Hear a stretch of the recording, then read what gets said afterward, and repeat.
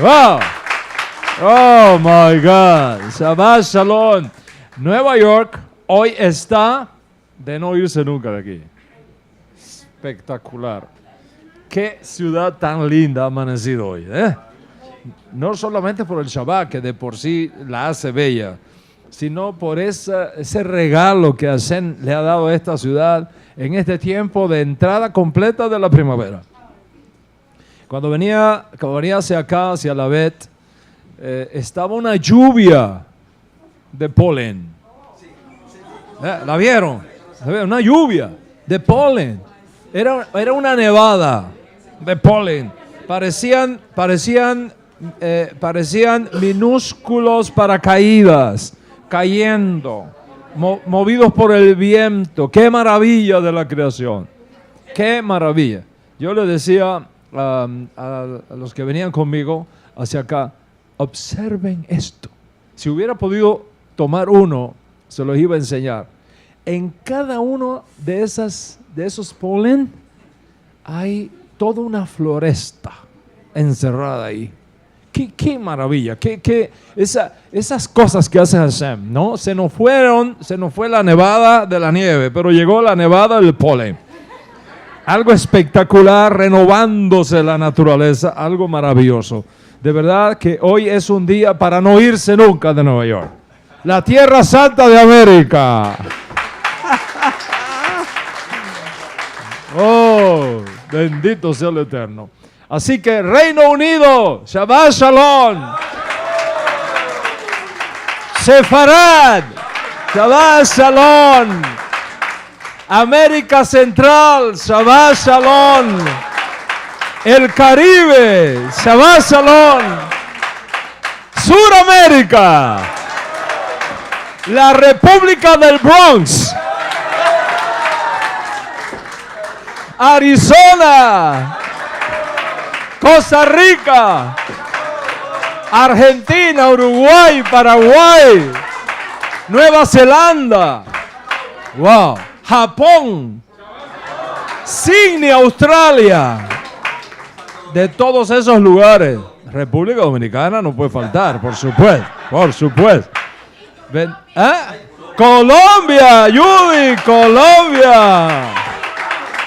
Wow, Colombia. Hemos estado hablando muchísimo de Colombia en estos días, porque el país está en un momento de turning point en la vida nacional. ¿Okay? Esperamos que este próximo 17 de junio tengamos la gran victoria que esperamos para Colombia y para toda América, porque la victoria de Colombia es trascendental. No tienen idea de la importancia que tienen estas elecciones. Creo que la más importante de toda la historia de Colombia es este 17. Así que Shabbat Shalom para Colombia. Estamos tan contentos, estamos tan felices en este día de Shabbat, pero veo una alegría muy especial en una chica de aquí de la comunidad. Es una alegría muy especial. Es una chica de aquí de la comunidad, la veo con una alegría tremenda. Y es que hoy ha llegado su prometido de México. ¡Wow! Tenemos con nosotros al Morel Levi. Bendito sea el Eterno. Bienvenido. Qué bueno tenerte acá. Baruch Hashem. Nos vino a robar una chica. Yo me siento culpable. No sé por qué los conecté a los dos. Pero a lo mejor lo traemos para acá, ¿eh? ¡Cuidado! Si bebes el agua de New York, no te puedes ir nunca más de acá. Me da mucha alegría, Roel Levi, tenerte aquí. Levi es como un hijo grande que Hashem me ha dado. Y le doy gracias a Hashem por la bendición de tenerte aquí en este día. Baruch Hashem. Baruch Hashem. Bueno, vamos a mirar esta gran clase de Torah que tenemos para el día de hoy. Y quiero dedicar esta parashá a mis hermanos de la comunidad de Ponce en Puerto Rico. que la semana pasada perdió a su moré. Perdió a su moré, mi querido discípulo Jorge Montes. Que en paz descanse en el Gan Eden. Después de una batalla fuerte que él venía librando con problemas cardiovasculares, ya su corazón no resistió más y finalmente fue llamado por el Eterno este pasado Shabbat. Esta semana, Bezrat Hashem, yo estaré yendo para Puerto Rico para estar allá con su viuda, con sus hijos, su familia, con toda la comunidad. De manera que dedico esta parashá a su memoria. ¿Okay? De tal forma que la riqueza de lo que él sembró allí continúe arrojando luz como la menorá, que es precisamente el tema, uno de los temas importantes que trata nuestra parashá en el día de hoy. Esta sección de la Torá,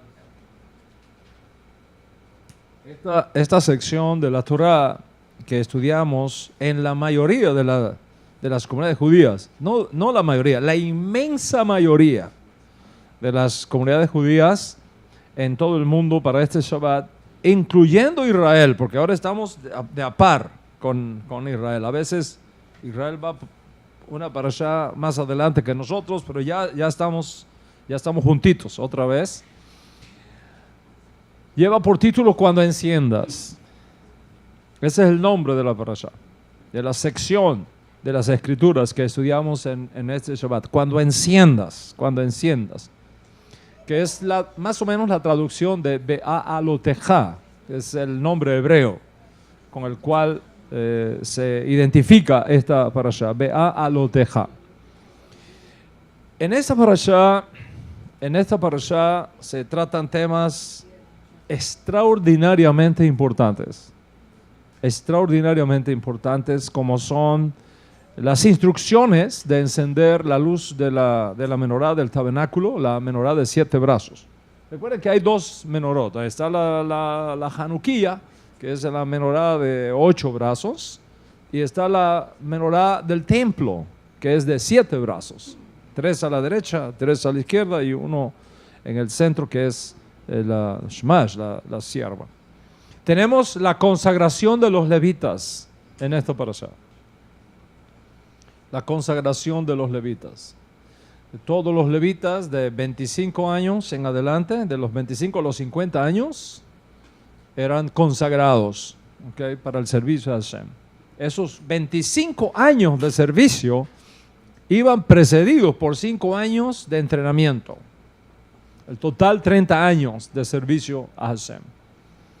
Tenemos en esta parashá también la mitzvah o la instrucción de Pesach Sheni, el segundo Pesach, para aquellos que fallaron en comer el Korban Pesach la primera vez, ahora tienen una segunda oportunidad.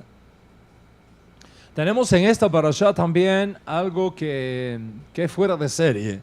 Es la manera como está conectado el pueblo de Israel con el mundo cósmico, con el mundo exterior, de tal forma que se dio un código de referencia. Cuando las nubes que estaban encima del campamento de Israel tomaban cierta forma y se movían de cierta manera, era una señal para que el pueblo supiera que había que levantar el campamento y moverse a otro lugar. Eso lo tenemos en esta parashá. Tenemos en esta parashá la misma de construir dos trompetas de plata para anunciar el viaje del campamento, el movimiento de las tropas en tiempos de guerra para los hijos de Israel. Tenemos también una descripción de los viajes de Israel desde el desierto de Sinaí hasta el borde de la tierra prometida. Tenemos también lo que hace rato se erradicó de nuestro pueblo, que ya no existe más. Las quejas de la nación ya no existen. Ya, gracias a Hashem, ya la gente no se queja. ¿Ya? Antes sí, ya no. Okay. Tenemos las quejas de la nación contra el estilo de vida que llevaba en el desierto, pero ya, gracias a Hashem, por el desarrollo, la cultura, la gente no se queja. ¿Okay? Antiguamente se quejaban, Margarita, ya no, ya, Baruch Hashem. ¿Okay? Tenemos en esta parashá el rechazo del pan del cielo por el pan de la tierra. Si la gente quería algo diferente al maná. Y entonces Hashem mandó codornices. Ok, ¿no quieres mi maná? Te mando codornices. De ahí, entre otras cosas, sacan los sabios de Israel una gran lección. Que cuando tú decides ir por un camino y te empecinas en ir por un camino, hasta Hashem te empuja. Ok, eso es lo que quieres, ahí están, las codornices. Ok, Hashem nos estaba dando comida de reyes. Y nosotros queríamos comida de esclavos, imagina. ¿Ok? Y tenemos en esta parashá también la constitución de una asamblea formada por 70 jueces, 70 sabios, 70 hombres de Dios, que representando a las 12 tribus de Israel, estaban junto con Moshe para gobernar la nación de Israel. ¿Ok? ¿Qué más tenemos en esta parashá? Una de las cosas más bonitas, una propuesta. La oferta de Moshe Rabenu a su suegro Yitro de unirse a la nación judía y caminar con ellos hacia la tierra de promisión. De hecho, la parashá nos enseña que Yitro declinó esa oferta y se regresa a su tierra y a su parentela. De eso, si el Eterno permite, vamos a explorar un poquito más en la clase de hoy.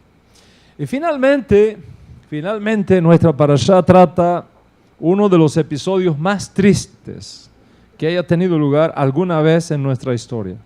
Una mujer de Israel, muy cercana a Moshe Rabenu, habló mal contra Moisés. Dios le pasó a otra persona una mala información acerca de Moshe, mintiendo acerca de la relación de Moshe con una mujer cusita. Es decir, en sentido pashat, Moshe había elegido una mujer cusita y esto no le gustó a su hermana Miriam, que quería a Séfora. Y entonces comenzó a hablar mal en contra del Sadik de aquella generación. Y el resultado fue que Miriam se enfermó con una plaga de lepra que la alejó 7 días del campamento de Israel para que aprendiera nunca más a abrir la boca contra un profeta, no abrir la boca contra un maestro de Torah, no abrir tu boca contra un líder de la comunidad de Israel. Eso está hoy en nuestro parashá. Lamentablemente, ese mismo espíritu de la Lashon Hara de pasar mala información todavía se levanta de cuando en cuando, haciendo transgredir a las hijas de Israel con el mismo pecado. Hablar mal del líder de tu comunidad. Pasar un mal informe. Exponer el honor y la hoja de servicio de ese líder. Tan triste fue esta falla, este pecado de Miriam, que los profetas y los sabios y los jueces de Israel colocaron ese incidente dentro de los 10 recuerdos diarios que todo hombre debe recordar cada día. Y que son la salida de Egipto, el Shabbat, el maná, lo que nos hizo Amalek, la revelación de Sinaí, el pecado del becerro de oro, el mal consejo de Balak y Bilam, el tener siempre presente a Dios, que es la fuente de donde nos viene toda riqueza, el recuerdo de Jerusalén y lo acontecido a la profetisa Miriam. Lo acontecido a la profetisa Miriam. Eso hay que repetirlo todos los días. Esos 10 recuerdos hay que repetirlos todos los días para que nos acordemos en todo momento que a nuestro Padre no le agrada que uno hable mal de otra persona. No puedes hablar mal de otra persona. En todo momento debemos juzgar los actos de otra persona para bien, porque de lo contrario hay un castigo. Recordando que hay recompensa y castigo por nuestras acciones. Todo esto trata nuestra parashá del día de hoy. Mire qué riqueza que tenemos acá. Entonces, ¿qué tomar de todo esto que tenemos aquí en la mesa? ¿Qué podemos tomar para compartir con ustedes en la clase de hoy? ¿Qué tomar? Después de analizar cuidadosamente toda esta narrativa textual que tenemos, he elegido para la clase de hoy 2 temas que considero son importantísimos. Importantísimos. Primero, el rechazo de Yitro de unirse al pueblo judío y caminar junto a Moshe y junto a Yahshua hacia la conquista de la tierra prometida. Ese es uno. Y segundo, el misterio de la menorá. El misterio de la menorá. Pues todos los otros temas son importantísimos, pero estos 2 son los que he sentido en mi corazón compartir con ustedes. Así que vamos a analizar estas 2 grandes lecciones internas que tiene nuestra parashá, y con la ayuda del cielo voy entonces a abrir esta sagrada escritura para ustedes. ¿Okay? Espero que mientras yo voy hablando, tu alma se vaya apropiando de la riqueza de provisión espiritual que tiene esta parashá para cada uno de nosotros. Primero, la conversión de Yitro. Vamos a hablar un poquito de eso. ¿Qué es lo que nosotros sabemos de Yitro, el suegro de Moshe Rabbeinu? ¿Qué sabemos de Yitro? Bueno, sabemos muchas cosas de Yitro. Baruch Hashem, sabemos bastante de Yitro. En Shemot, capítulo 18, verso 1, en Éxodo, capítulo 18, verso 1, está escrito: Yitro, sacerdote en Midian y suegro de Moshe, escuchó todo lo que Elohim, el Dios de Israel, había hecho por Moshe y su nación Israel, que Hashem había sacado a Israel de Egipto. ¿Está escuchando? Dice, Yitro, sacerdote de Midian. Mira lo que sabemos. Sacerdote de Midian, suegro de Moshe, escuchó todo lo que Hashem había hecho por Moshe y por la nación de Israel. O sea, más o menos todos nosotros que hemos estudiado la Escritura, hemos leído la Escritura, tenemos bastante información acerca de Yitro, el padre de Séfora, la que vino a ser la primera esposa de Moshe Rabbeinu. Moshe huye de Egipto. Vamos a tratar de colocar esto en perspectiva histórica. ¿Okay? Moshe huye de Egipto por temor a que se confirmaran las acusaciones de los oficiales del faraón de que un judío criado junto al monarca se podía convertir en un peligro para el emperador. Eso estaba circulando en el establishment cuando se supo que Moshe era hebreo. Y consecuentemente, Moshe, después del incidente que él mata al egipcio, Moshe huye de Egipto por esa razón. Y durante los muchos años que Moshe fue un fugitivo de la autoridad egipcia, Yitro lo protegió en Madián. Moshe se casa con Zípora, la hija de Yitro, y juntos tuvieron 2 hijos, Gersón y Eliezer. Cuando Moshe regresa a Egipto por órdenes de Hashem, Zípora en un punto dado es enviada por Moshe de retorno a Midian con sus 2 hijos, y Yitro se encargó de cuidar otra vez a su hija y ahora sus 2 nietos, mientras Moshe estaba tratando los temas de la redención en Egipto. En un punto determinado, Yitro se entera de la redención de Bnei Israel de Egipto y viaja desde Midian o de Madián al desierto de Sinaí para reunirse con Moshe y traerle su familia. Según la descripción de la Torá de este encuentro, está clarísimo que Moshe y Yitro eran muy buenos amigos. Sí, no solamente era suegro, yerno, yerno o nuero, ¿cómo es? Yerno. Yo siempre me equivoco con la nuera. ¿Okay? La nuera, el yerno. Yerno, ¿verdad? Yo siempre confundo nuera con yerno y flor con rosa. Siempre, ¿ok? No sé por qué, tengo ahí no sé, si tengo algo de jardinero no hecho, no sé. Siempre confundo eso. Entonces, ¿qué quedamos? El suegro y el yerno, ¿no? Ok, all right. Entonces, tenían una buena relación y eso es un buen consejo para todos. Llévate bien con tu suegro y mejor con tu suegra. Ok, así que eso lo tenemos acá. En esa reunión, Moshe le cuenta a Yitro una por una las maravillas que Bené Israel había experimentado. Los grandes milagros que Hashem había hecho a favor de los hijos de Israel en todo este proceso de la redención. Y Yitro se regocija, alaba a Hashem y declara su conocimiento y su aceptación de Hashem como el único y verdadero Dios.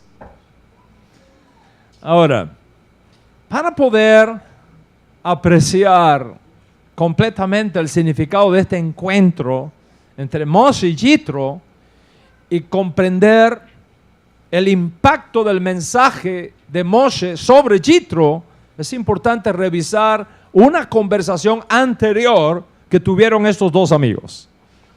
Y esa conversación está en Shemot o en Éxodo capítulo 4 verso 18, donde está escrito, y cito: y Moshe fue y regresó a Yitro su suegro, y él le dijo: iré ahora.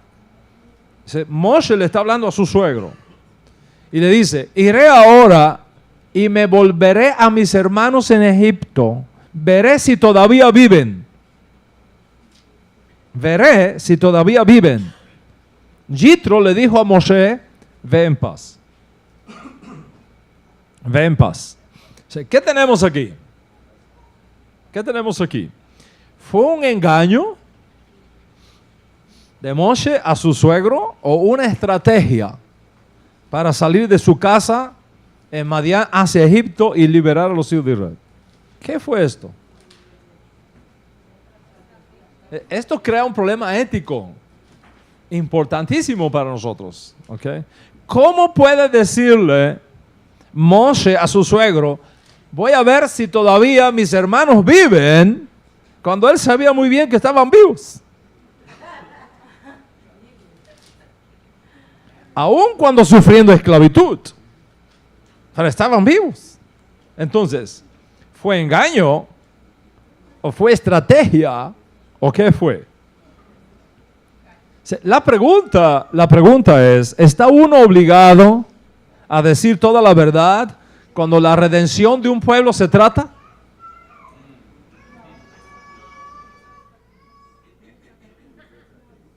Think about it. Piensa sobre eso.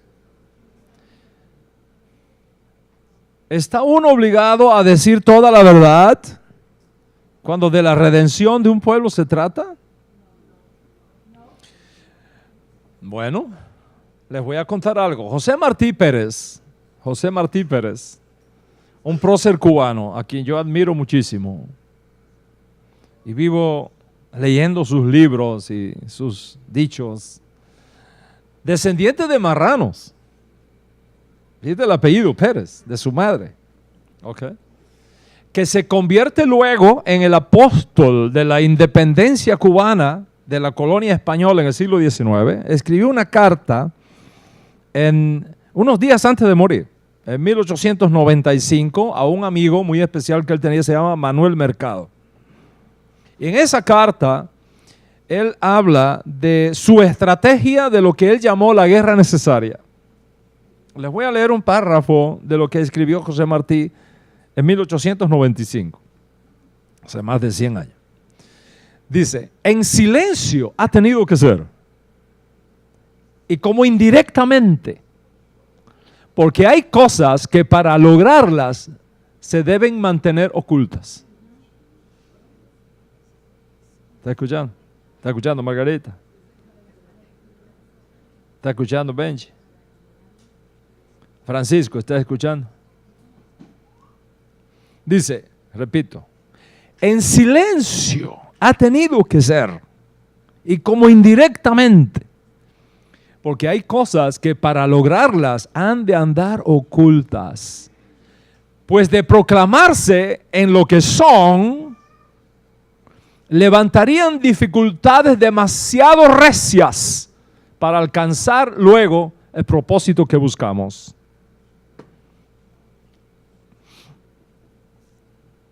En silencio ha tenido que ser. Hay momentos en que tú no le puedes decir todas las cosas que están pasando en tu vida a tu familia.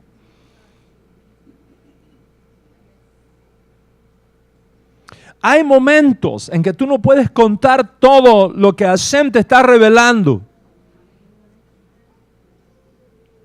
Hay momentos en que hay ciertas cosas que tú debes de mantener en silencio. Moshe no puede decirle todo a Yitro. Primero, porque estaba sujeto a la autoridad de Yitro. Hoy día, eso, el hombre del siglo XXI no entiende esto. Pero todavía hay culturas en el mundo, como la cultura judía, incluso como la cultura china o japonesa, donde un mayor de edad es respetado por los más jóvenes al punto de total obediencia. Acá en América, un niño está sacando la cara por la ventanilla del bus y un mayor le dice, muchacho, entra en la cabeza que corre peligro. Y el muchacho se voltea y le dice, la cabeza es suya. En Japón usted nunca va a escuchar eso.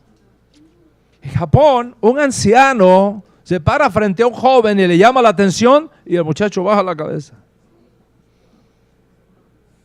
O sea, en el antiguo tiempo, Moshe Rabenu está viviendo en casa de su suegro. Lo que su suegro le diga es una orden para él. Entonces, él está bajo la sujeción de Yitro. Si le dice todo, Yitro podía ejercer su autoridad e impedirle ir a Egipto. Y eso habría colocado a Moshe en una posición extremadamente difícil y en total desventaja debido a esta peculiaridad de la cultura de aquella época. Esa es una razón, pero piensa ahora en otra cosa. Moshe recibió su primera profecía durante el tiempo en que vivía en Midian, en la casa de su suegro.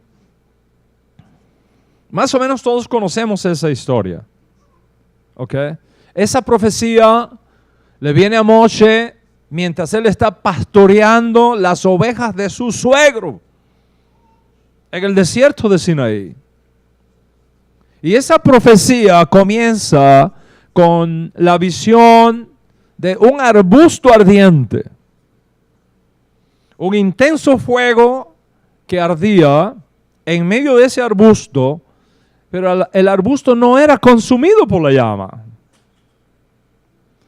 Y esta visión inició un diálogo con Hashem, en el cual Moshe aprendió que Bené Israel sería redimido en Egipto y llevado a la tierra de Canaán. Y ahí se entera de que Hashem lo había seleccionado a él para ese propósito. Él tenía que ir al faraón, él tenía que ir a sus ministros, enfrentarse a ese hombre, el más poderoso de la tierra, en aquella época, sin armas, sin ejército. Tendría que enfrentarse a sus oficiales y decir, deja ir a mi pueblo a la tierra prometida.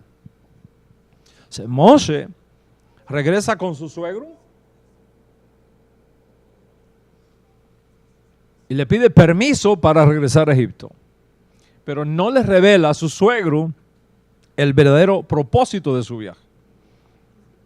El pasaje anterior describe esa conversación entre Moshe y su suegro. Moshe le dice a Yitro que desea regresar a Egipto para evaluar el bienestar de su pueblo. Él no le dice a Yitro que desea regresar a Egipto para redimir a Bene Israel. Y finalmente, cuando la primera redención ha tenido lugar, y Yitro se encuentra de nuevo con su yerno, entonces otro diálogo tiene lugar, donde Moshe Rabbeinu sí le cuenta ahora sí le cuenta a Yitro todo, absolutamente todo lo que había ocurrido. Después que Yitro escucha esta descripción de Moshe del rescate de Bene Israel y de la destrucción de los egipcios, Yitro declara su aceptación del Dios de Moisés, del Dios de Israel, como el único Dios verdadero. Ahora, esta declaración de Yitro claramente implica que hasta ese momento el compromiso de Yitro con Hashem, aunque él lo conocía, no era completo. En otras palabras, hasta ese momento, Hashem, Yuhei Bajé, el Dios de Moisés, era un ser grande, era un ser importante, pero Yitro tenía otros dioses, él era idólatra. Él era sacerdote idólatra, él tenía otros dioses.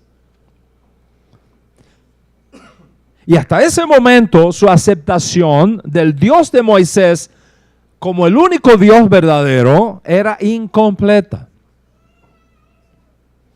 Entonces, ¿en qué sentido fue esa aceptación deficiente? ¿En qué sentido fue esa aceptación deficiente que él tenía? Lo que provoca esta transformación total en la mente y en el corazón de Yitro cuando escucha los relatos de Moshe Rabbeinu.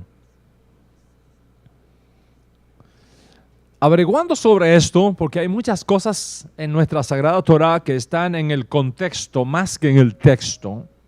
Averiguando de esto, mientras me preparaba para esta clase, descubrí a uno de nuestros grandes comentaristas sefaríes, Nachmanides, en el siglo XIII, donde él delinea las creencias falsas que prevalecían en el mundo de Yitro para aquella época y que nos da el contexto del tema que estamos hablando acá. Explica el sefardí que la aceptación de un Dios que es creador y sustentador de toda la existencia no fue universal para esa época. Entre aquellos que aceptaron la existencia de tal Dios, no obstante, había dudas con respecto a su relación con la creación. En otras palabras, muchos rechazaron la noción de que este conocimiento se extiende a las particularidades mundanas de nuestro universo material. Nachmanides nos informa que otros asumieron que su conocimiento abarcaba todo. Sin embargo, consideraban absurda la idea de que él debería introducirse o involucrarse en los asuntos triviales de la humanidad. Ok, sí, existe ese Dios. Pero ese Dios está ocupado en sus cosas allá arriba. No está muy interesado en las cosas nuestras aquí abajo. Y Nachmanides en su comentario explica que las maravillas del Éxodo abordaron todas estas creencias falsas. Las maravillas del Éxodo fueron destruyendo todos esos conceptos falsos que había en aquella época. Por ejemplo, los milagros demostraron la omnipotencia de Hashem. la soberanía sobre el orden natural mostrada por estas maravillas, no dejaban lugar a dudas. No dejaban lugar a dudas que Hashem es el creador del universo. Que Hashem es el sustentador del universo. Y por lo tanto tiene completa autoridad, tiene completo control sobre todos sus aspectos y sobre todos sus elementos. Ustedes me están escuchando bien atrás. Porque yo no me escucho nada. Y por eso me estoy esforzando tanto, porque no me oigo, no sé lo que estoy diciendo. Yo no me oigo. No sé si acá los monitores me lo pueden subir, porque no me oigo nada. Y por eso estoy haciendo un esfuerzo, porque no sé si me están escuchando. ¿Pero me están escuchando? Ok, si me están escuchando, Baruch Hashem. Eso es lo importante, que ustedes me escuchen. All right. ¿Qué es lo que estaba diciendo, Benji? Benji, ¿qué estaba diciendo? No te acuerdas tú tampoco. Ok. All right. Ok. Lo que estoy diciendo es que Nachmanides en su comentario nos dice que había un montón de creencias falsas, pero los hechos que ocurrieron con la redención de Israel y el evento que Moshe Rabbeinu le va contando a Yitro una por una, fue destruyendo una tras otra esas falsas creencias que se tenían con respecto al Dios de Israel. Entonces, ¿qué pasa? El rescate de Bené Israel de entre los egipcios mostró que el Dios de Israel es soberano, es omnipotente, que interactúa con la humanidad. Demuestra que Él ha seleccionado a Israel como su pueblo, como el escudo de su providencia que se extiende sobre ellos. Y luego de explicarle todos estos milagros uno por uno, que fueron destruyendo los paradigmas teológicos equivocados que Yitro tenía, Moshe le propone a Yitro: reconoce a este Dios, acepta a este Dios, al Dios de Israel, como tu único Dios, como el único creador, como el único sustentador. Y Moshe propone a Yitro reconocer que Hashem se relaciona con la humanidad. Hashem está íntimamente pactando con Am Israel, y que Hashem es la única fuente de nuestra salvación. Y Yitro entendió aquí esta gran verdad. Yitro entendió con evidencias claras, porque las tenía delante, con evidencias confiables, que todo lo que nos sucede es una expresión de su voluntad. Yitro entendió que debemos poner nuestra confianza solo en Hashem. Yitro entendió que debemos poner nuestra esperanza no en ninguna otra persona, ni en un Dios falso, ni siquiera en un ser humano, por muy poderoso que sea, excepto en el Dios de Moisés, en el Dios de Israel. Y hasta ante este encuentro con Moshe Rabbeinu, la transformación de Yitro se puede comprender mucho más a fondo.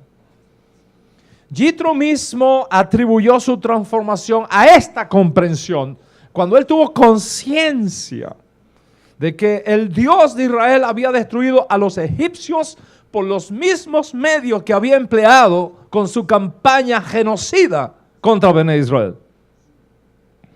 Los egipcios habían condenado a muerte a los recién nacidos varones de Bené Israel, ahogándolos en el río Nilo. Y ahora el faraón y su ejército fueron ahogados en las aguas del Mar Rojo.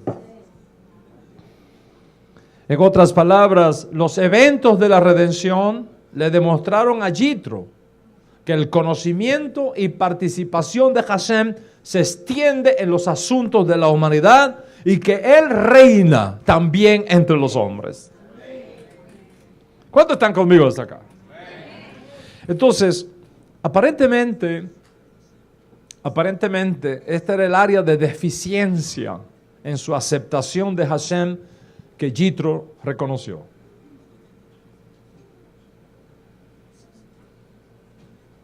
hasta estos eventos, él había aceptado fácilmente la existencia de un creador que sostiene toda la existencia. Pero no estaba dispuesto a abrazar el concepto de un soberano, uno y único del universo, que también está involucrado en los asuntos de la humanidad. Los eventos de la redención que Moshe le cuenta transformaron sus percepciones.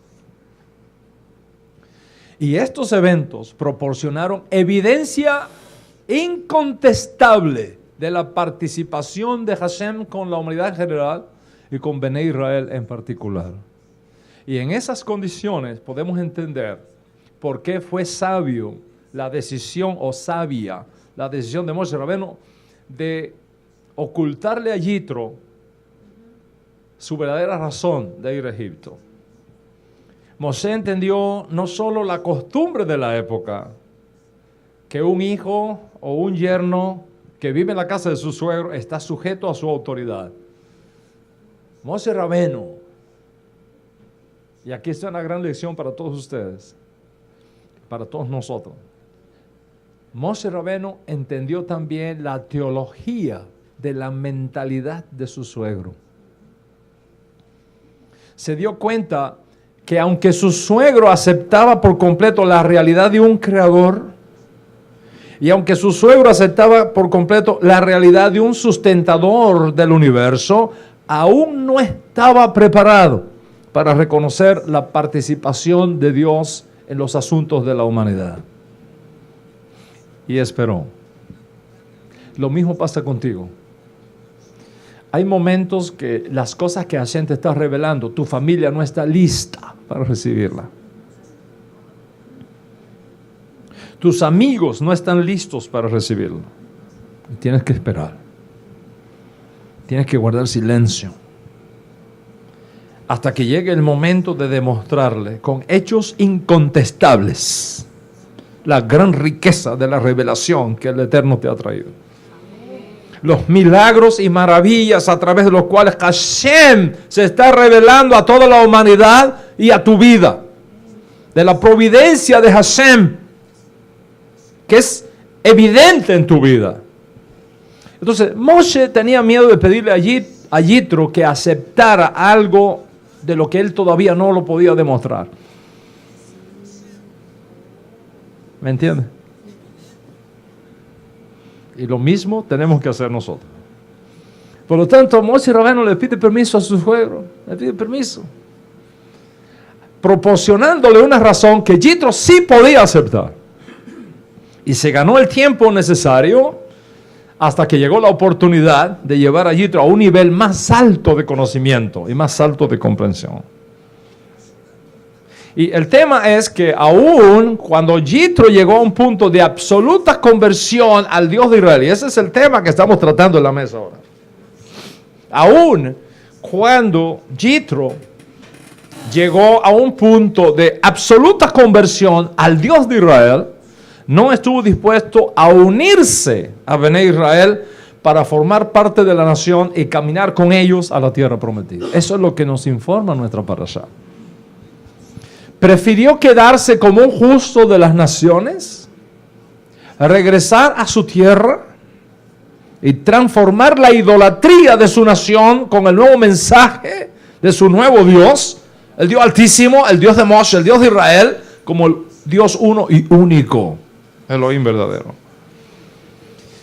Y esto nos enseña que su decisión fue absolutamente sabia y responsable. Bueno, esa es la historia, ¿ok? ¿Qué tiene que ver con nosotros todo esto?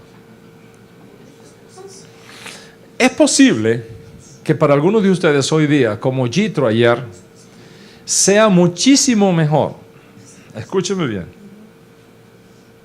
sea muchísimo mejor quedarte como justo de las naciones para ganarlas para el reino de Dios que haciéndote judío.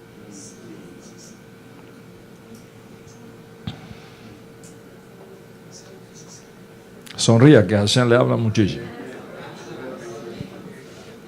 Por eso escribe Rash Shaul. Rash Shaul escribe según el Señor ha asignado a cada uno, según Hashem llamó a cada uno, así se quede. Dice Rashaul, esto es lo que yo instruyo en todas las comunidades. ¿Fue llamado alguno circuncidado? Quédese circunciso. ¿Fue llamado alguno estando incircuncidado? No se circuncide. ¿Está escuchando? ¿Fuiste llamado siendo judío? No te ponga el prepucio para atrás. ¿Fuiste llamado no siendo judío? No te corte el prepucio. Eso es lo que está diciendo Rashaul aquí. Cada uno en el estado en que fue llamado, en él se queda. ¿Sabes qué quiere decir eso? Vamos a explicar eso. ¿Okay? Una cosa es lo que está escrito y otra cosa como lo que significa. ¿Okay? Eso es un misterio. Acuérdense lo que yo les he enseñado. El judaísmo es 25% Torah, 75% explicación de la Torah. ¿Qué es lo que eso significa en la mente de un rabino del primer siglo? Esa declaración. Esto significa que nadie puede ser obligado a hacerse judío. Nadie puede obligarse a hacerse judío, sino más bien motivarlo a quedarse en el estado en el cual fue llamado.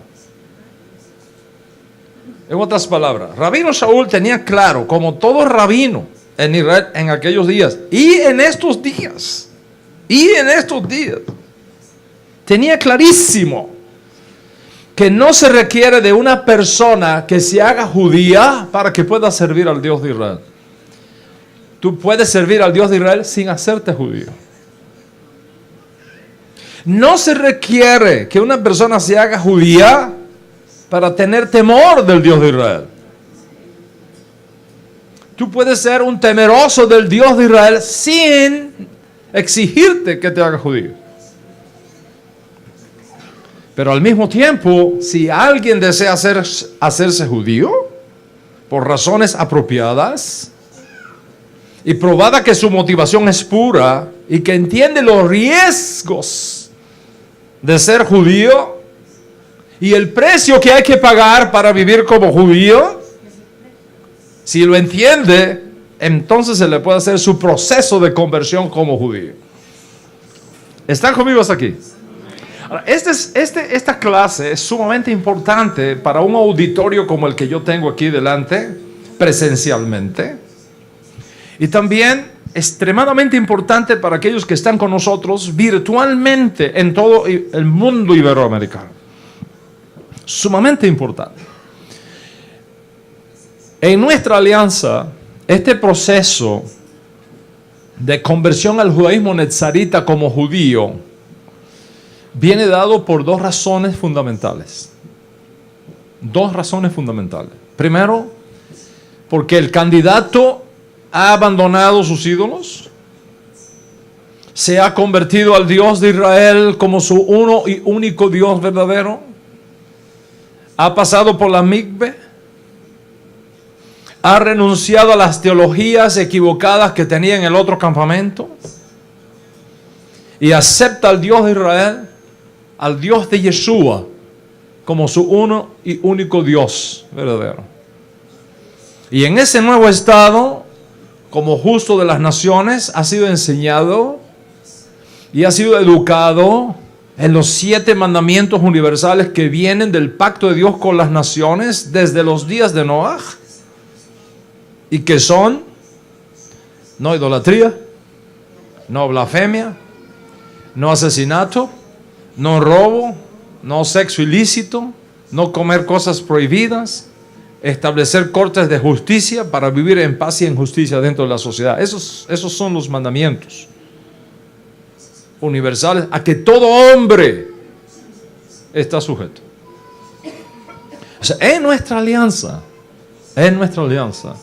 solo después que el candidato ha pasado por esa escuela y ha probado que puede guardar bien estos mandamientos, entonces, si desea ir más allá, a un nivel de mayor compromiso, si desea ir más allá, a un nivel de mayor disciplina con Hashem, entonces se le puede registrar para las clases que lo llevarán eventualmente a hacerse judío por elección. En otras palabras, en nuestra alianza no permitimos que alguien salte de la religión que antes tenía al judaísmo para los judíos sin pasar primero por el judaísmo para los no judíos, como establecido en los 7 mandamientos universales. Si después de haber sido declarado justo en las naciones, haber pasado por la mikvah, haberse rebautizado, para que todo el mundo pueda entender esa palabra, ¿ok? Quiere ahora hacerse judío por causa de los mandamientos, bien puede. La puerta está abierta y lo vamos a recibir con los brazos abiertos, pero no lo empujamos para que tome esa decisión. No le exigimos que tiene que tomar esa decisión. Tiene que ser algo que le venga del corazón. Del corazón. ¿Por qué? Porque es mejor ser un buen justo de las naciones que un mal yehudí. Es 1000 veces mejor ser un buen justo de las naciones que un mal judío. De la misma manera que es mejor romper un buen noviazgo, pero no hacer un mal matrimonio, es mejor ser un buen judío, un buen justo de las naciones que un mal judío. ¿Me explico?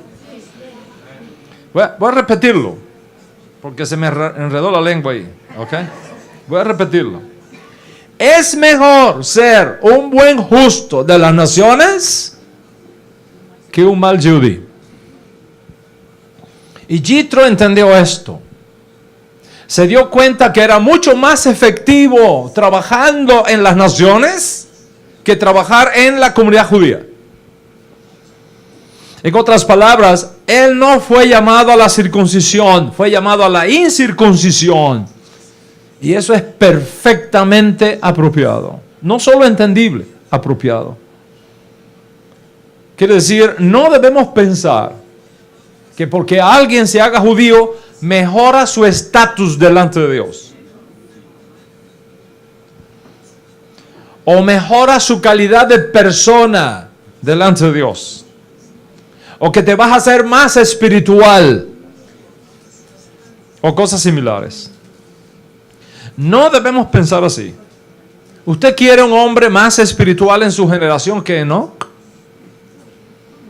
Que en sus días caminó con Hashem y se fue con Hashem porque era justo.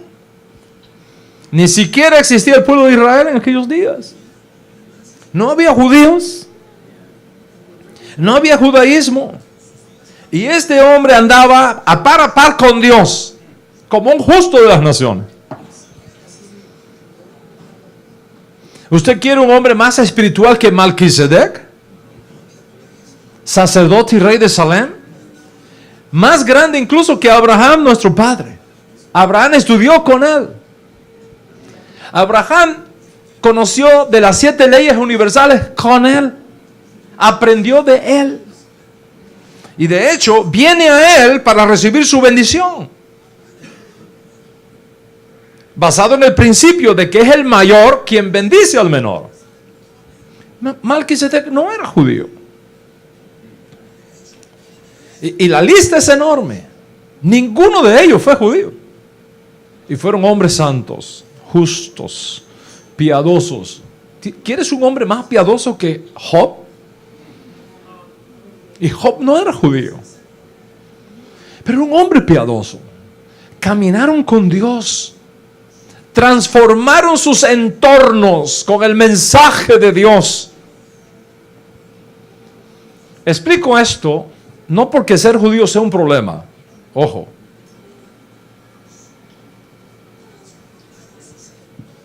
Ser judío no es un problema, todo lo contrario, es una ventaja. Pero le explico para que nadie vaya a tomar la decisión de hacerse judío por razones equivocadas. Cada uno en el estado en que fue llamado, en él se quede. Esta es una tremenda declaración de sabiduría y de piedad. ¿Estamos conmigo hasta aquí?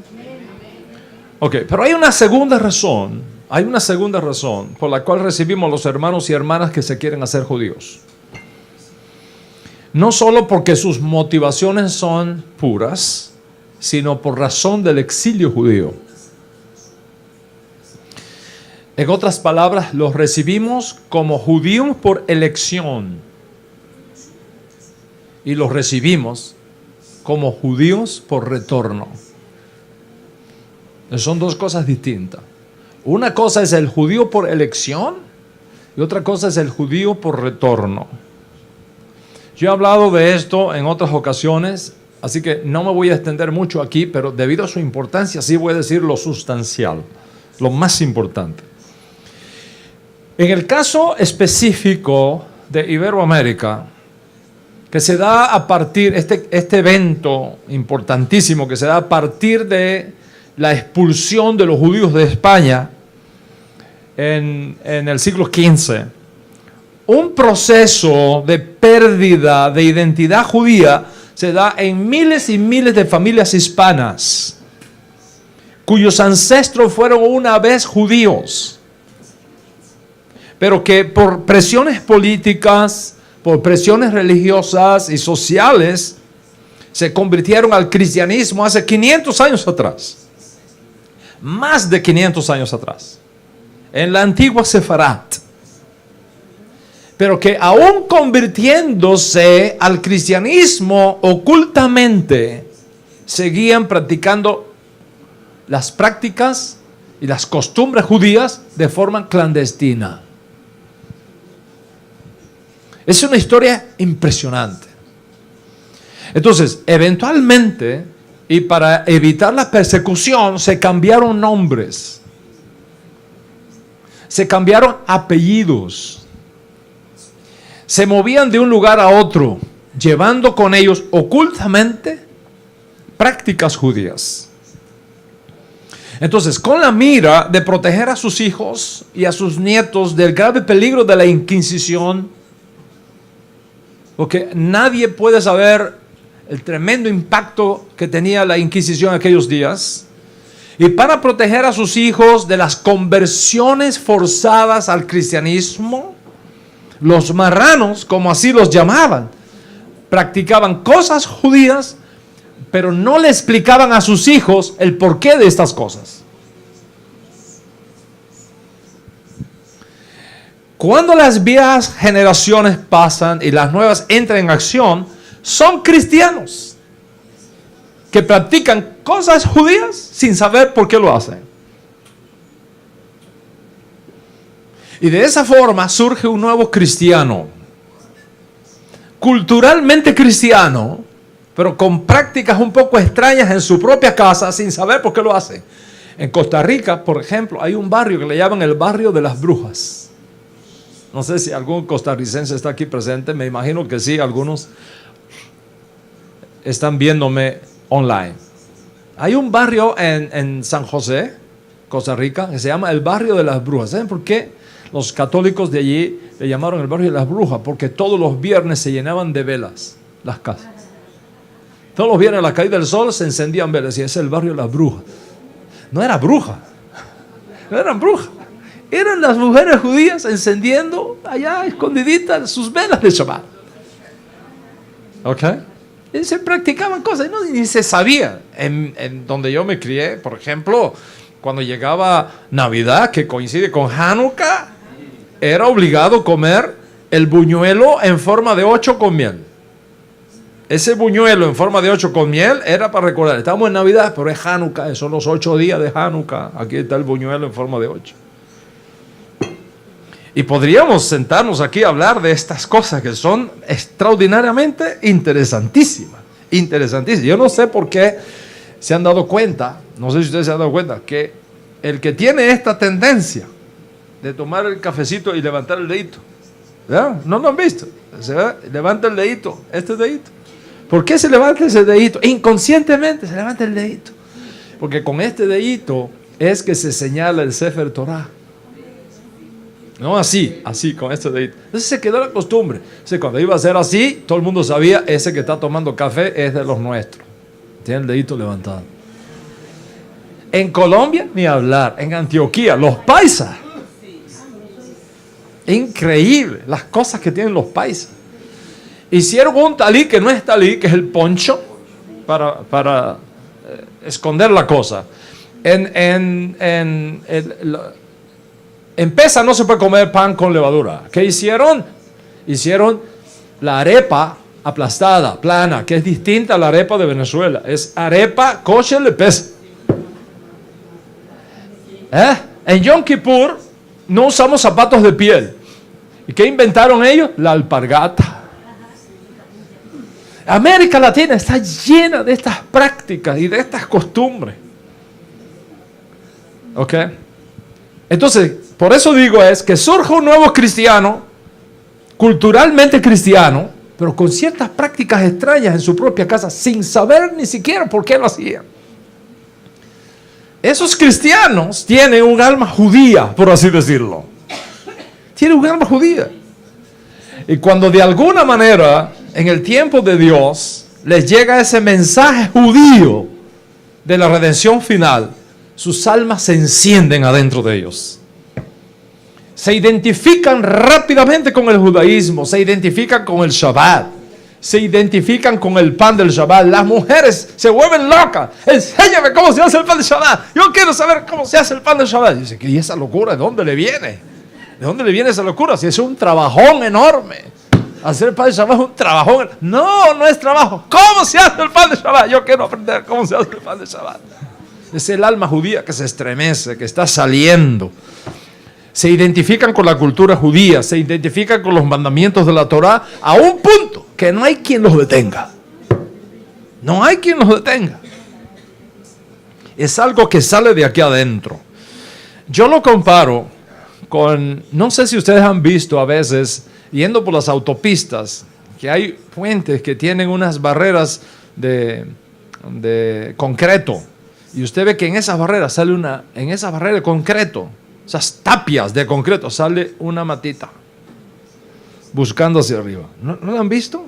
En medio del concreto, en los patios de tu casa, posiblemente cuando han puesto el parking lot para estacionar el coche, ahí le sale la hierbita de abajo, atraviesan. No sé cómo lo hacen, atraviesan.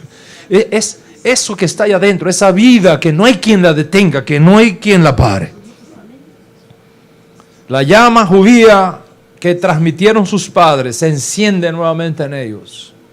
Como yo les dije los otros días en una clase, cuando aquellos ancestros nuestros en la antigua Sefarad estaban entrando al bautisterio y haciéndose cristianos, sus almas gemían y decían, que algunos de mis descendientes revoque esto algún día. Que algunos de mis descendientes se vuelvan otra vez y no tengan que pasar por esto que yo estoy pasando. Y tú eres ese descendiente. Eres ese descendiente. Entonces esa llama que le transmitieron sus padres en un lenguaje que solo el Espíritu entiende, se enciende en ellos. Se están transformando en nuevas comunidades judías emergentes por toda Iberoamérica. Son partes de las ovejas perdidas de la casa de Israel que han encontrado el tiempo y el camino de retorno al Dios de sus padres, a la fe de sus padres y al judaísmo de sus padres. Y esto, Morán Berrabotai, no es una moda religiosa. Las modas van y vienen. De hecho, alguien dijo una vez que las modas son algo tan irresistibles que hay que cambiarlas cada 6 meses. Esto no es una moda religiosa, esto no es una moda teológica. Esto no es una nueva ola que eventualmente va a ser reemplazada por otra ola que va a venir detrás, como sucede a menudo en los grandes movimientos sociales. Morán Berrabotai, esto no es una moda, esto es una profecía. Es una profecía. Una profecía cuyo tiempo para cumplirse ha llegado. Y en nuestra alianza creemos esto y somos consecuentes con esto. Y por eso cuando una persona demuestra los orígenes judíos de sus ancestros y quiere hacer su proceso de conversión por retorno, no por elección, por retorno, lo recibimos con los brazos abiertos. Lo recibimos con los brazos abiertos. Ahora, quiero hacer una aclaración acá.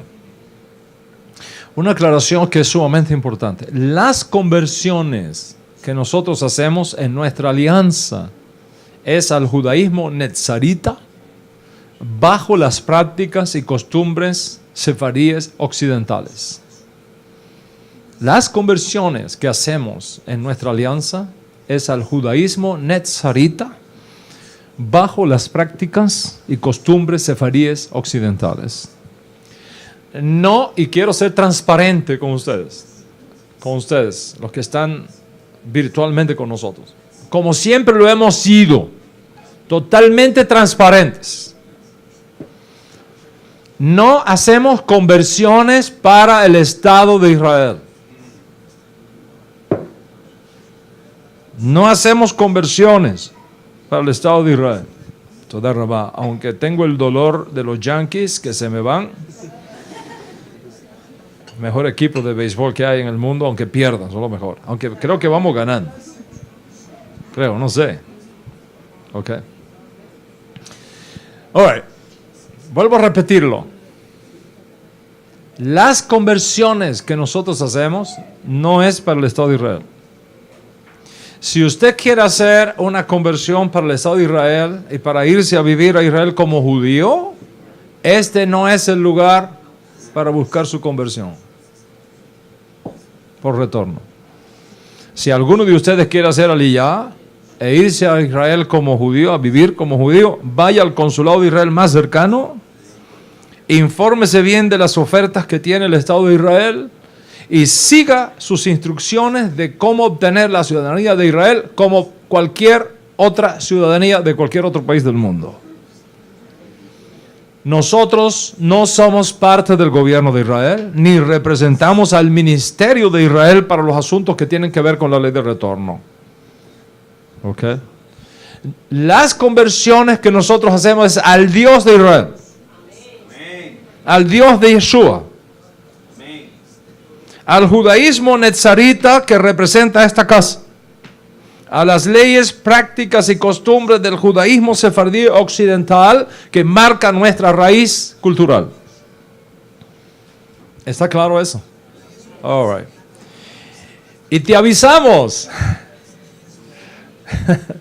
de antemano que hacerte judío o regresar al judaísmo por la vía que te acabo de explicar acá te va a traer muchos problemas. Muchos problemas. Críticas, ataques, maldiciones, murmuraciones, rechazo de muchos, impugnaciones, acusaciones de todo tipo por parte de los que un día estuvieron con nosotros y ahora se han vuelto nuestros enemigos allá afuera, en Facebook, etcétera, etcétera. Te van a decir que nuestro judaísmo es falso. Te van a decir que nuestro judaísmo no es judaísmo. Te van a decir que es cristianismo disfrazado de judaísmo. Te van a decir que nuestras conversiones no sirven. Te van a decir que nuestras bodas no sirven. Te van a decir que nuestros rabinos son falsos rabinos, que nuestras comunidades son falsas, que estás perdiendo el tiempo ahí y todas esas cosas. Todas esas cosas te la van a decir. Si no es que te la están diciendo ya. Ahora, si tú estás dispuesto a sufrir con nosotros, entonces nos podemos sentar y hablar. Si no estás dispuesto a sufrir, todo esto, mejor quédate donde estás. Porque esto, Morán Merrabotay, no es para pusilánimes. Esto no es para débiles. Esto no es para cobardes. El que pone la mano en el arado y luego mira para atrás, no es apto para el mejor Somay. Ahora, te vas a encontrar con otras voces que te van a decir, bienvenido a casa. Te las van a decir. Te vas a encontrar con una familia maravillosa que va desde el norte hasta el sur, desde el este hasta el oeste. Te vas a encontrar incluso con que cada vez más y más judíos, rabinos, talmudistas, laicos, profesionales judíos, que cada vez más y más reconocen a Yeshua como Mashiach, dentro de Israel y fuera de Israel. Te vas a encontrar con ellos, como tu gran familia. Como esta carta que recibí de Chile hace unos días y que voy a citar para ustedes. Shalom, queridos amigos. Les cuento, soy judío de mamá y papá, nacido en Chile. Y desde niño siempre fue crítico con respecto al rabino y sus enseñanzas acerca de Jesús. Nadie me ha podido dar explicaciones acerca de Yeshua. Mire, ok, acerca de Yeshua. Hasta que encontré su canal y enseñanzas acerca de él. Empecé a escuchar sus enseñanzas comparándolas con la Torá. Y me llevé una sorpresa al encontrarme con el Mesías. Estoy triste y molesto porque jamás me hablaron de Yeshua. Tanto así que reclamé a mis rabinos el por qué no lo han hecho. El caso fue que me expulsaron de la sinagoga por creer en Yeshua. Me expulsaron de la sinagoga por creer en Yeshua. La verdad, no me importa que me expulsaran. Estoy triste por el hecho de que siguen negando a Yeshua, pero feliz por haberle encontrado a usted.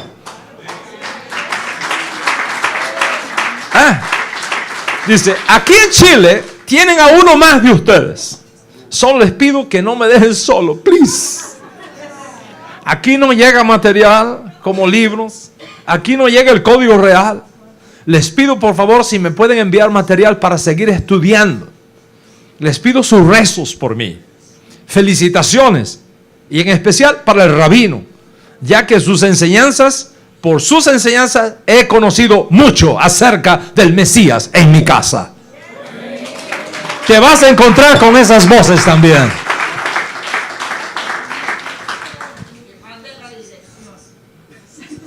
Sí está en la web ya. Sí, vale, voy a mandar un código real al nombre tuyo.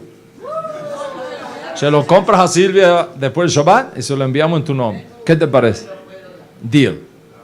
Ahí ya lo tienes, ¿ok? Leonard, allá en Chile, ya lo tienes. Baruch Hashem, ¿ok? Ahora, escucha, te vas a encontrar no solamente esto entre judíos, sino también entre los no judíos. Como esta carta que recibí de Argentina y que cito la semana pasada, o sea, 2 semanas atrás. Dice, Shalom sea con ustedes, amados hermanos, desde Chaco, Puerto Vilelas. Eso es en Argentina. No sé dónde es. Créanme que es en Argentina. ¿Okay? Les escribo para pedir ayuda con la afiliación. ¿Ok? Y con cartas de fe que piden en los trabajos para poder celebrar las fiestas de Abba Kadosh. Mi nombre es, y ahí da el nombre con su número de identidad. Estoy a cargo de jóvenes, adultos y niños junto con mi esposa. Y ahí viene el nombre de la esposa. Se llama Sandra, porque como hay tantas Sandras, no estoy descubriendo su identidad. De pronto le perjudica. Y quiero proteger la identidad. Se llama Sandra, ¿ok? Dice, por ahora nos reunimos en las casas de los miembros, pues nos echaron de la iglesia cristiana donde me desempeñaba como pastor. Es decir, botado de la sinagoga y botado de la iglesia. Y ahora nos reunimos en mi casa en la provincia de Chaco, residencia del departamento San Fernando, Puerto Vilela, Los miembros que trabajan y necesitan estas cartas son los siguientes. Ahí viene la lista con el número de identidad. Te vas a encontrar también con estas voces y con estas familias. Es decir, esto es un fenómeno que se está repitiendo y repitiendo entre judíos y no judíos. En otras palabras, nada puede detener el retorno de las ovejas perdidas de la casa de Israel. Nada lo puede detener. Y de los hijos de Israel que comienzan a reconocer al Yeshua judío como su Mesías judío. Y es por eso que te decía que en nuestra alianza creemos esto y somos consecuentes con eso. Y por eso, cuando una persona demuestra los orígenes judíos de sus ancestros y quiere hacer su proceso de conversión por retorno, lo recibimos con los brazos abiertos. ¿Qué tenemos entonces? Tenemos judíos por reconocimiento de Yeshua, tenemos judíos por retorno, tenemos judíos por elección y tenemos justos de las naciones, todos unidos, trabajando en una misma alianza, haciendo juntos lo que separadamente sería imposible de hacer, y cada uno guardando en lo mejor de sus posibilidades los mandamientos de la Torá, de los cuales son responsables, en unidad, en paz y en amor. ¿Cuántos están conmigo hasta acá? Yitro abandonó sus falsas creencias, se convirtió al Dios de Israel, pero prefirió mantenerse como un justo de las naciones. Regresó a su tierra para ganarlos, para la causa de Moshe Rabbeinu, para el judaísmo de Moshe, en su rama para los no judíos. Así que, como he enseñado en otras ocasiones, el judaísmo es uno solo.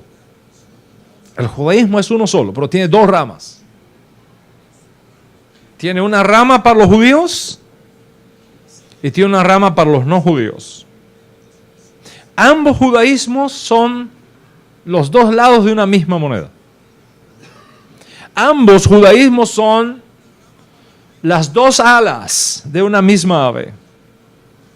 Y así como Israel en un punto determinado de su historia se transformó en una nación con dos casas, la casa de Judá y la casa de Efraín, así el judaísmo tiene estas dos ramas. Una rama para los judíos y una rama para los justos de las naciones. La buena noticia es que el día vendrá cuando finalmente todos estaremos juntos alrededor de nuestro justo Mesías en la edad mesiánica. Y ya allí no habrá judío o gentil. Ya allí no habrá hombre o mujer. Todos seremos una nueva creación. Hombres mortales revestidos de inmortalidad, disfrutando las riquezas de Dios y su justicia eternamente y para siempre.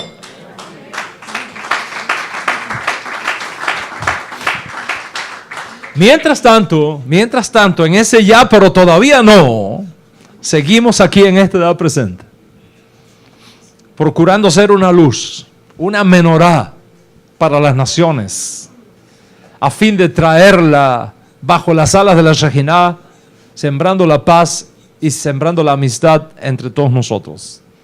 Y este es precisamente uno de los temas intrínsecos en el caso de la conversión de Yitro, y que debido a su importancia no quería dejar de mencionar. Entonces, ¿qué hemos aprendido hasta aquí? Hemos aprendido hoy que Yitro, el suegro de Moshe, antes de su asociación con Moisés, había servido como sacerdote principal en Madián. Luego hemos aprendido que Yitro escuchó sobre los grandes milagros que Hashem hizo con el pueblo judío al sacarlos de Egipto. Así es que él se une y viaja con el campamento israelita, se convierte en consejero de Moshe, alcanza una posición de preeminencia tan importante que hasta una sección de la Torá lleva su nombre, la Parashá Yitro. Fíjate si fue importante Yitro. Pero a pesar de todos estos factores, llegó un momento en el cual fue confrontado con una decisión seria en su vida: unirse al pueblo judío o regresarse a su tierra.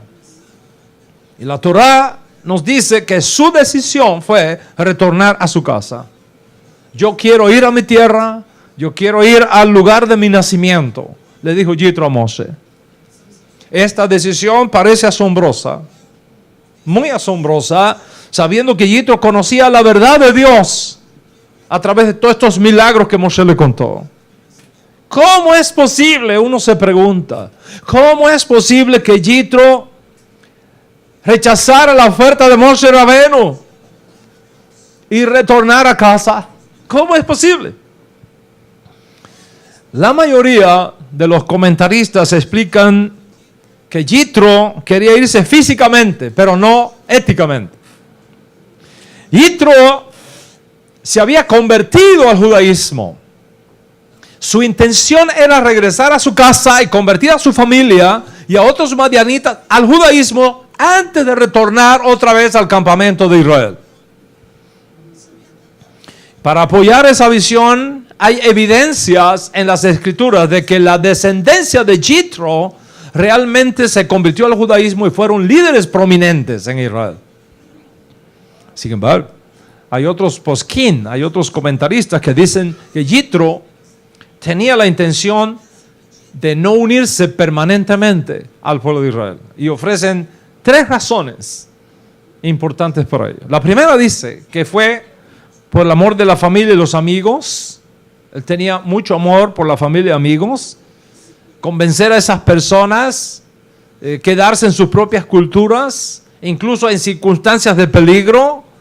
Así que por amor a su familia, por amor a sus amigos, prefirió vivir en los peligros de Midian antes que unirse a la paz que estaba disfrutando el pueblo de Israel en el campamento, en medio del desierto. Esa es una posición. Hay otra posición que dice que el deseo de Yitro por la riqueza y el honor fue lo que lo motivó a irse a su casa. En otras palabras, allá él era la cabeza. Acá Moshe era la cabeza. Entonces, en el campamento israelita, su importancia y su estatus siempre iba a estar eclipsada por la figura de Moshe. Entonces, las riquezas tangibles que él poseía y que eran mucho más atractivas que lo que podía encontrar allá, fue lo que lo empujó a quedarse y no aceptar la oferta. Y hay una tercera opinión que tiene una perspectiva completamente distinta. Esa opinión afirma que conociendo las constantes quejas de los hijos de Israel en el desierto y conociendo las revueltas en contra de Moshe, ¿cómo se atreve una mujer a hablar en contra de Moshe Rabenu? ¿Cómo se atreve a hablar en contra de Moshe Rabenu? Yitro cuestionó, pensó 2 veces antes que unirse a ese grupo. En otras palabras, lo que estaba en la mente de Yitro era: ¿cuánta paciencia podrá tener Dios con esta gente que es capaz de hacer todas estas cosas? Después de todos los milagros y todas las bendiciones que Dios ha derramado sobre ellos, ¿cómo se atreven a hacer estas cosas? Entonces que Yitro decide: ¿sabes qué? Yo me voy a separar, no voy a hacer cosas que Hashem después cambie la mente y yo perezca junto con todos ellos. En otras palabras, Yitro rechazó el monopolio de aquellos judíos que nunca estaban de acuerdo entre ellos. Y quizá esta última lección es la que aplica más en nuestros días, cuando los judíos discutimos demasiado frecuente unos con otros, tanto en Israel como en el exilio. Lamentablemente hoy hay muchos que no hacen otra cosa que vivir mostrando el lado oscuro del judaísmo. Ese lado vulnerable del judaísmo y que está alejando a muchos del judaísmo.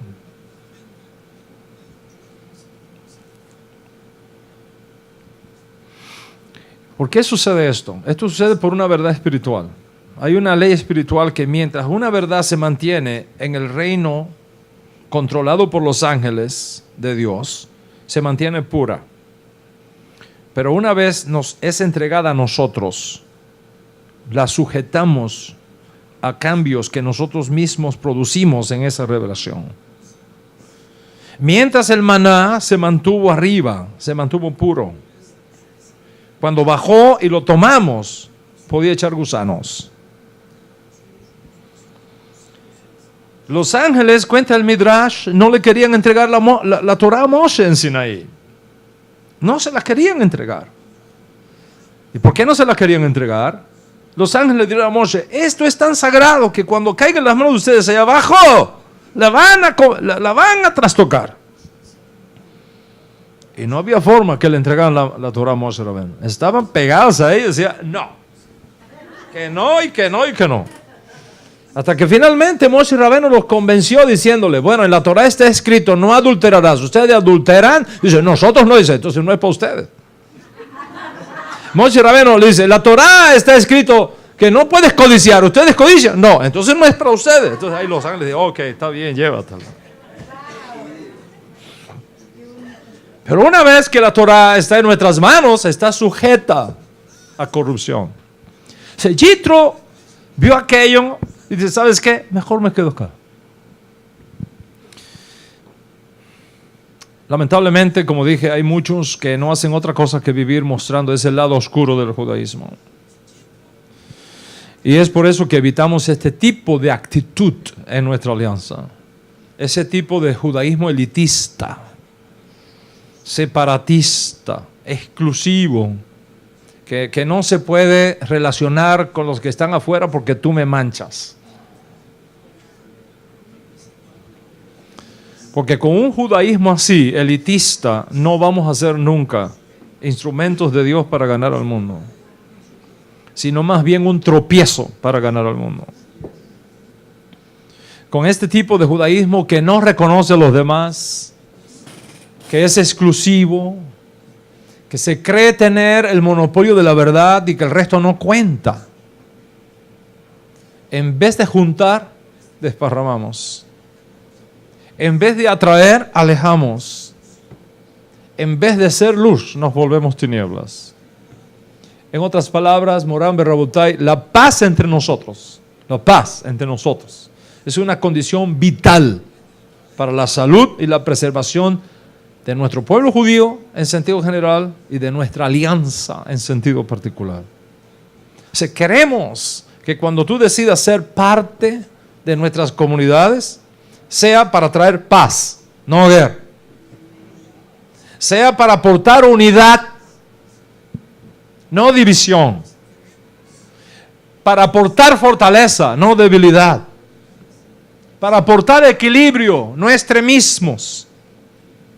Para aportar sujeción, no rebelión. Pasión por la causa que representamos. Y convertirte en una luz. Convertirte en una menorá, que es precisamente el segundo asunto que nos toca tratar en esta clase, pero que no sé si ya tengo tiempo para seguirlo.